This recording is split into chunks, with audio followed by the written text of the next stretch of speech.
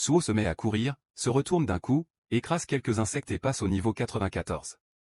Se sentant plus à l'aise face à eux, il pense qu'il peut maintenant y aller. En entrant, il remarque la grandeur des lieux et se demande quelle taille peut bien avoir le boss. Il voit quelqu'un pleurer et se demande si c'est le seul ici et pourquoi il pleure.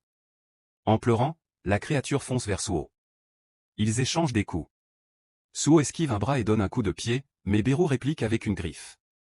Cependant, il arrête son attaque et Suo saisit l'occasion pour lui donner un uppercut. En se soignant, Beru fonce en avant et attaque, mais Suo esquive, détruisant le sol derrière lui. Pleurant encore et interrompant son assaut, Suo le frappe au visage et se demande « Mais qu'est-ce qui ne va pas avec ce type ?» Poussant un cri strident et avouant avoir baissé sa garde, Beru s'effondre. Suo reprend son souffle, disant qu'il a eu beaucoup de chance et monte de plusieurs niveaux. Il remarque la fourmi étrange, car elle n'arrêtait pas d'hésiter et laissait plein d'ouvertures au lieu d'attaquer. Grâce à ça, il a pu gagner. En voyant une autre porte, Suo pense qu'il ne montera plus de niveau et se dit qu'il peut-être rentrer chez lui, mais en la traversant, il se retrouve dans un monde rempli de bêtes magiques. Sautant en avant, il foudroie les orques et frappe les dragons. Un agate tente de le transpercer, mais Suo esquive le trident et l'envoie voler rapidement.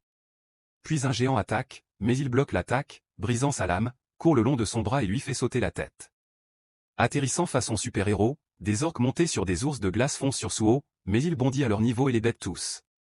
Continuant sa course, des orques tombent du ciel, mais Suo les esquive, jusqu'à ce qu'un dragon attaque, qui l'évite également. En levant les yeux, il voit un ciel rempli d'orques chevauchant des dragons et se demande s'ils veulent vraiment un combat aérien. L'un d'eux fonce sur lui, mais Suo lui met une claque magistrale et le malmène avant de prendre son dragon pour attaquer les autres. Soudain, un œil géant apparaît et des titans surgissent. Après l'apparition des titans, leur chef déclare que cela fait maintenant 30 ans qu'il a rejoint l'armée du monde du repos. Dans ce jeu, où seuls les commandants peuvent participer, le fait qu'on l'ait autorisé à venir sous cette forme signifie que son seigneur le considère comme un grand guerrier. Il est peut-être le jeune maître, mais il se demande s'il sera capable de résister à toute sa puissance. Mais Suo lui tranche la tête en lui demandant s'il a dit quelque chose, puis il détruit tous les titans à une vitesse terrifiante. Soudain, un sort est lancé. Quelque chose l'écrase et le plaque au sol. Submergé par cette pression, Suo se demande si c'est l'œuvre de cet enfoiré.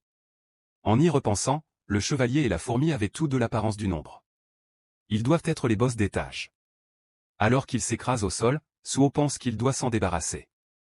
Mais soudain, 3 anciens dragons apparaissent, tous sur le point de cracher du feu. Il réalise alors qu'il existe 3 autres monstres ombres de ce type. Les dragons crachent leurs flammes sur Suo, mais ils s'élancent dans les airs, transpercent la poitrine de l'un d'eux et se téléportent entre les 3. Il charge son poing, mais est violemment frappé par une queue et projeté brutalement au sol. Repoussant un orque d'un dragon d'un coup de pied, il prévoit d'éliminer d'abord le plus gênant.